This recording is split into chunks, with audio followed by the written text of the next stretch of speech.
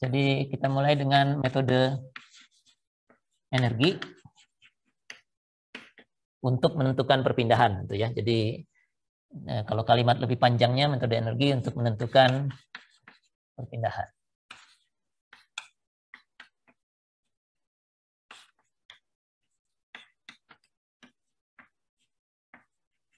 Ya, pembahasan metode energi biasanya selalu dimulai dari ini kerja, ya. Kerja atau work. Ini kerja yang sama, kerja gaya maksudnya. Kerja yang sama dengan apa yang rasanya sudah Anda kenal sebelumnya di mana lah, di SMP begitu atau SMA, ya. Jadi kalau ada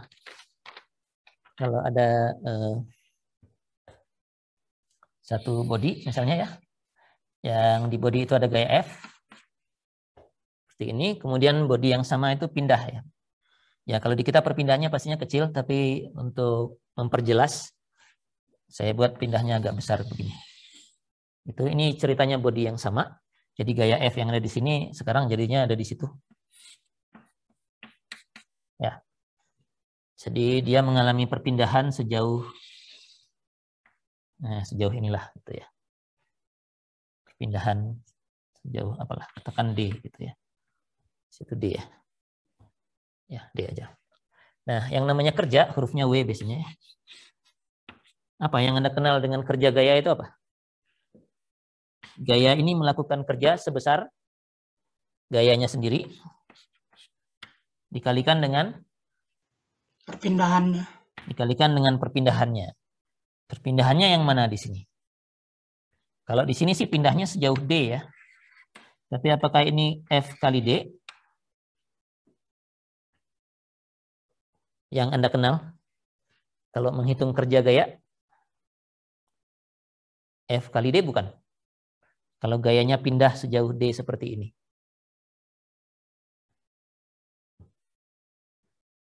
Anda, siapa? Udin tadi mau jawab lagi? Diproyeksikan ke horizontal vertikal, ya Pak, ya? Kenapa begitu? Kalau yang saya paham gitu sih, Pak. Karena kerja gaya hanya bisa dihitung kalau perpindahannya bagaimana? Searah gayanya, Pak. Perpindahannya harus searah gayanya. Jadi kalau F-nya ke sana, D-nya ke sini nggak nyambung. Tapi ada bagian dari perpindahan D ini yang searah dengan gayanya. Nah, itu yang harus kita lakukan, yang tadi kata siapa Udin itu yang searah. Jadi Anda harus bagi ini perpindahan ini yang searah dengan gayanya dan yang tegak lurus dengan gayanya. Gitu. Gitu ya pembaginya, ya. Jadi komponen perpindahan D itu ada yang tegak lurus dengan gaya, ini tidak memberikan kerja sama sekali, ya. Jadi kalau gayanya ke sana, pindahnya ke situ, kerjanya 0. Ya. Nah, tapi komponen yang ini mengakibatkan kerjanya. Misalnya kalau ini S, ya ini pengalinya harus S, ya. Bukan D-nya, ya. Nah, ini sudah sangat dikenal mestinya, ya. Hanya ini saja mungkin yang perlu saya ingatkan, bahwa kerjanya harus gaya dikalikan perpindahan yang searah dengan arah gayanya, ya. Yang tidak searah dengan gaya, komponen perpindahan yang tidak searah dengan gaya tidak memberikan kerja. Nah, hal yang mungkin baru, mungkin ini, ya. Biasanya di struktur kita, F dengan D atau dengan S ini berkaitan. Berkaitan itu maksudnya bagaimana? Karena ada gaya, maka terjadi perpindahan, gitu ya. Jadi maksudnya gayanya ada di sini, kemudian baru strukturnya berpindah bersama-sama dengan gayanya. Bukan itu kejadiannya kalau di struktur kita. Gampangnya mungkin kalau ada satu batang,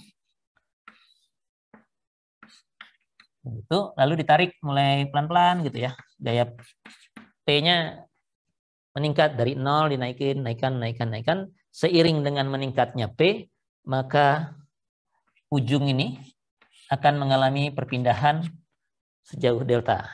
Ini kalau ini mah sudah tahu Anda. Mas, ada yang masih ingat deltanya berapa? Berapa besarnya delta kalau ditarik begini? Udah nggak ada yang ingat? P dikalikan dengan panjang L ini dibagi dengan pembaginya apa? Udah tinggal dikit aja nih. Ada modulus elastisitas. Kurang satu lagi. Luas, Pak. Luas, ya. Ya, nah kita bisa lihat bahwa delta ini sebanding dengan P-nya ya. Jadi kalau P-nya makin lama makin besar, deltanya juga ikut makin lama makin besar. Nah, selama meningkatnya gaya P, deltanya juga bertambah begitu. Nah, kalau seperti ini kerjanya harus dihitung per segmen kecil-kecil gitu ya. Kalau ini mungkin nggak terlalu kelihatan, saya buat yang begini aja. Dengan meningkatnya gaya P, kalau ini kan turun ya, turun ke bawah sini, dia mungkin jadi begini gitu ya, turunnya. Lalu P-nya meningkat pelan-pelan dari segini, meningkat lagi jadi segitu gitu ya, perpindahannya, meningkat lagi dan seterusnya gitu. Nah, anggap saja di jarak yang sangat kecil perpindahannya ini, D delta begitu ya. D delta. Nah, di bagian yang kecil sekali ini gayanya tidak berubah ya, hampir tidak berubah. Ini kecil ya, ini walaupun saya gambar besar, anggapnya ini perpindahan yang sangat kecil di antara ini. Nah, D diferensial kerjanya itu adalah P kali D delta ini. Ya. Untuk jarak yang kecil ini P-nya kita bisa anggap konstan misalnya. Nah, kalau begini ceritanya, kerja adalah ya integrasinya ya.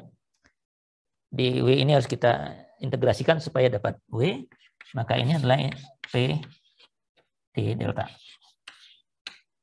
Ya. Jadi gaya kali perpindahannya harus diintegrasikan dari awal sampai akhir ya. Kalau ini D delta, diferensial delta ya dari 0 sampai delta besar gitu misalnya ya. Karena integrasinya begini. Tapi P-nya sendiri juga fungsi delta kalau kayak begini ya. Karena berubahnya beriringan dengan delta. Nah, kalau lihat bentuk seperti ini bentuknya seperti menghitung luas diagram gaya dengan perpindahan. Nah, diagram gaya perpindahan, kalau saya punya yang bentuknya seperti ini, delta dengan P-nya seperti itu, diagramnya seperti apa? Kalau fungsinya seperti ini. Gimana gambar grafiknya? Kalau P-nya 0, deltanya 0 atau sebaliknya gitu ya. Atau deltanya 0, P-nya pasti 0. Kalau P-nya bertambah, ini ikut bertambah. Meningkat 2 kalinya, ini meningkat 2 kalinya. Jadi grafiknya mestinya begini. Lurus gitu ya. Ya, lurus ya. Ya, untuk struktur linear semua struktur kita pasti begini ya. Dan kalau strukturnya nggak linear ya gambarnya lain ya. Tapi yang jelas integrasi ini adalah luas daerah di bawah sini. Kalau ini 0 sampai delta tertentu, luas daerah ini. Ya. Ini adalah W. Kerja W. Oke, jadi ini sampai nilainya P begitu. Berapa luasnya itu? Ini P variabel, ini P nilai ya, nilai gaya P yang menghasilkan perpindahan delta ini. Berapa itu besarnya? Kalau seperti itu? Setengah P delta, Pak. Setengah P delta ya. Jadi dibandingkan dengan yang ini, kalau gayanya berpindah begitu saja, tidak ada hubungan antara gaya dengan perpindahan, gayanya ada terus mengalami perpindahan sejauh S, kerjanya kita kalikan saja, F dikalikan S. Tapi gayanya kalau berubah terhadap deltanya, maka kerjanya jadi setengahnya kalau linear ya. Kalau nggak linear ya harus diintegrasikan ya. Nah, untungnya struktur kita selalu linear, jadi kerja gaya itu selalu segini ya. Kalau gayanya berubah dengan perpindahan. Nah, ilustrasi lainnya bisa kita buat kalau misalnya gayanya saya bagi-bagi. Gitu ya. Nih ya, jadi ada ini cuma untuk memperkenalkan ada faktor setengah kalau gayanya berubah dengan perpindahan. Ini masih struktur yang sama. Saya kasih gaya P1, begitu ya. Lalu akibat P1 berpindah sejauh delta 1. Ya. Nah, P1 ini bekerjanya pelan-pelan dari 0 nambah 10, 20, 30 Newton misalnya sampai P1, entah berapa P1 ini, sekian ratus Newton misalnya. Oke, P1 selesai. Grafiknya, saya pinjam grafik yang ini.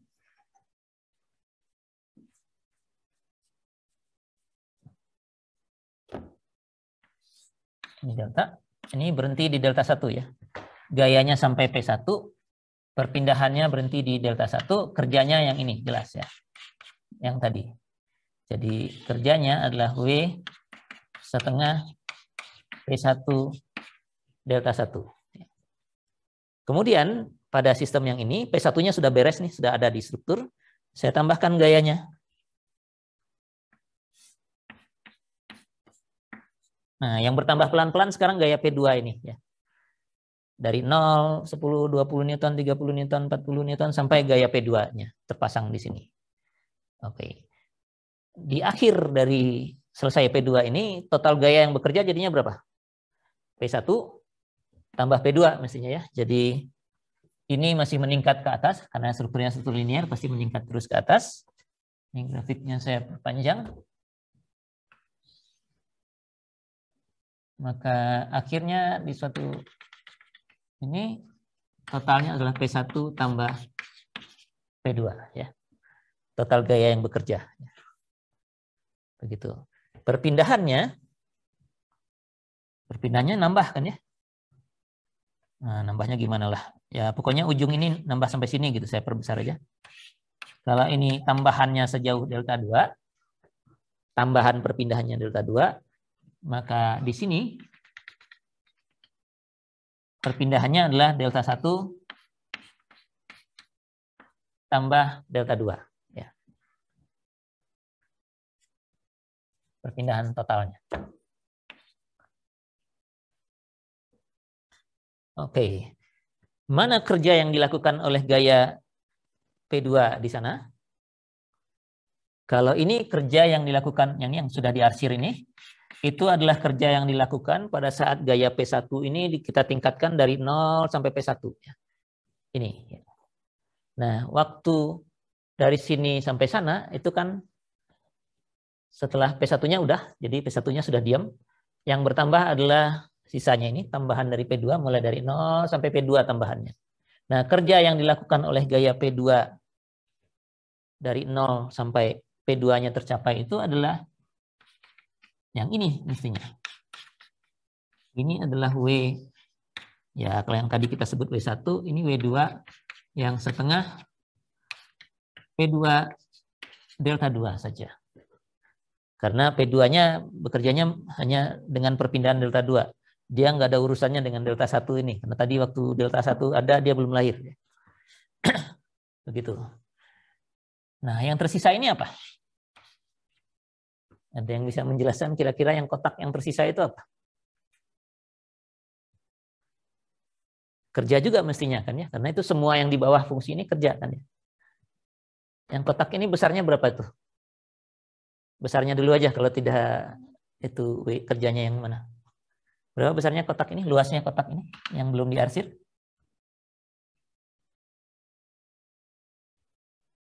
Ada yang bisa melihat? Delta 2 kali P1, Pak. P1 delta 2 gitu ya. Yang tidak diarsir itu luasnya segitu ya. Karena tingginya P1, lebarnya tambahan ini aja delta 2 ya. Tambahnya segitu. Nah, P1 kali delta 2 ini dari sini kita bisa lihat ini. Oh, ini kerjanya P1 ini ya. Kerjanya P1 yang berpindah sejauh delta 2. Tidak ada setengahnya karena dia memang ikut aja ya. Nih, P1-nya kan tadi sudah ada. Jadi gayanya sudah selesai nih P1, sudah ada di sini. Kemudian akibat ada tambahan dari 0 sampai P2 ini ada perpindahan tambahan sejauh delta 2. Nah, ini untuk P1 ini sama seperti tadi nih. Dia sudah ada, terus tinggal ikut aja dengan perpindahannya. Maka tidak ada setengahnya di depannya ya. Jadi ini W3-nya yang P1 kali delta 2 tidak pakai setengah karena gayanya sudah tidak ikut serta peningkatan gayanya tidak dengan peningkatan perpindahannya. Nah, ini definisi kerja yang tadi yang Anda kenal ya. Nah, keseluruhannya kalau mau dihitung keseluruhan, kalau semua ini dianggap sebagai P itu adalah P1 tambah P2, ya sama aja setengah lagi kan, karena ini segitiga. Ini seperti bertambah dari 0 sampai P1 tambah P2, langsung aja begitu. Perpindahannya juga dari 0 sampai D1 tambah delta 1 tambah delta 2. Kerja totalnya adalah segitiga yang ini. 2 yang diarsir tambah yang kosong, jadi setengah P1 tambah P2 dikalikan dengan delta 1 tambah delta 2 totalnya. Nah, kalau ini dihitung semua, ya perpindahannya sebanding dengan gaya lagi ya. Jadi pakai setengah lagi. Nah, mudah-mudahan ini bisa memperlihatkan ilustrasi kapan setengahnya dipakai, kapan setengahnya tidak perlu dipakai. Jadi kerja gaya luar kita cuma 2 pilihannya. Ada setengahnya kalau gayanya berubah dengan perpindahan, atau tidak ada setengahnya kalau gayanya ikut saja ya, tidak berubah dengan perpindahan. Satu hal yang mungkin perlu ditambahkan adalah bahwa kerja gaya ini tidak saja bisa dilakukan oleh gaya F, tapi bisa juga oleh momen. Ya. Jadi kalau ada momen yang bekerja pada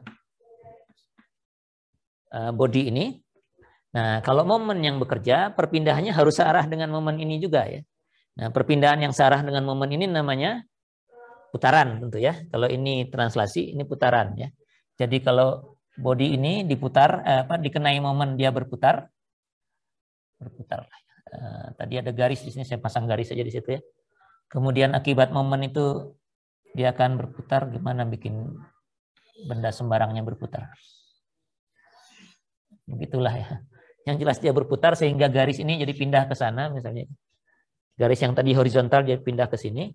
Dia berputar sejauh theta. Nah, ini sama ya. Kerjanya adalah M kali theta ya. Tidak pakai setengah kalau momennya hanya ikut berpindah. Pakai setengah kalau momennya berubah dengan tetanya ya. Jadi kalau ada tetanya, kalau theta itu disebabkan oleh momennya, W-nya jadi setengah M theta dengan alasan yang sama seperti tadi ya. Sama ya. Jadi momen mengakibatkan rotasi, kerjanya jadi seperti ini M theta. Itu selesai kerja gaya luar ya.